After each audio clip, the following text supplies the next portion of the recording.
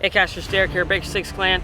Today I'm going after a really cool virtual here in the Charleston Harbor, and at the end there's going to be a special announcement that you don't want to miss.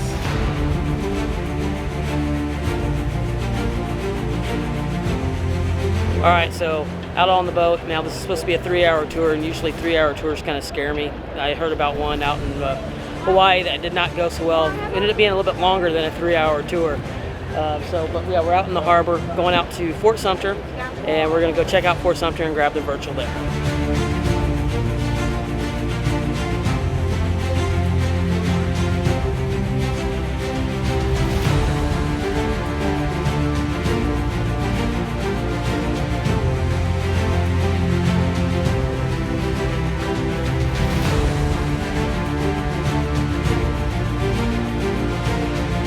Ever since I was a kid, I love coming to forts.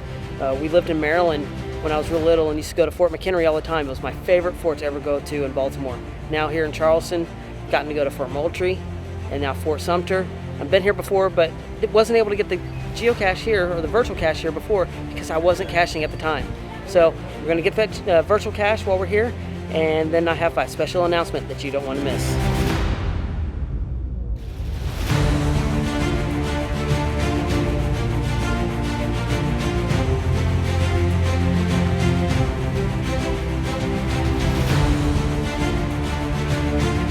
So the first shots of the Civil War were actually fired right here at Fort Sumter back in April 12, 1861.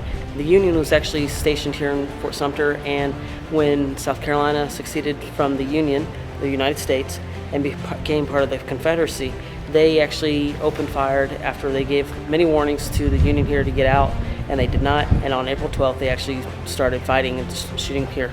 Now, it was a 34-hour battle, but yet nobody died in that battle here at Fort Sumter. In fact, there was actually a horse over in Fort Moultrie that was actually the first casualty of the war.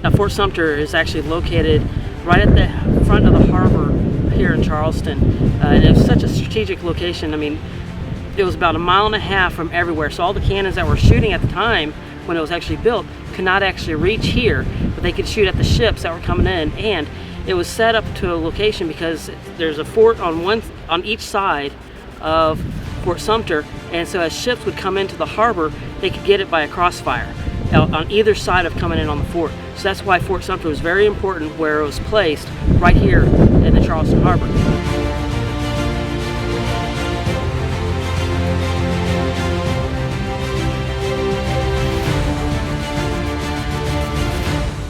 So we got the answers for the virtual. We're going to send those in now for the announcement.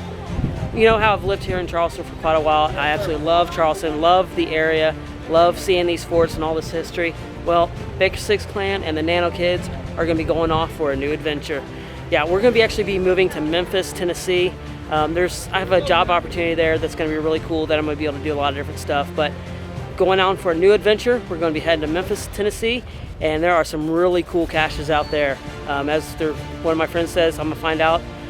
There's a hint that Elvis is actually a cache owner. Well, I'm going to see if he is or not. So, all right, guys.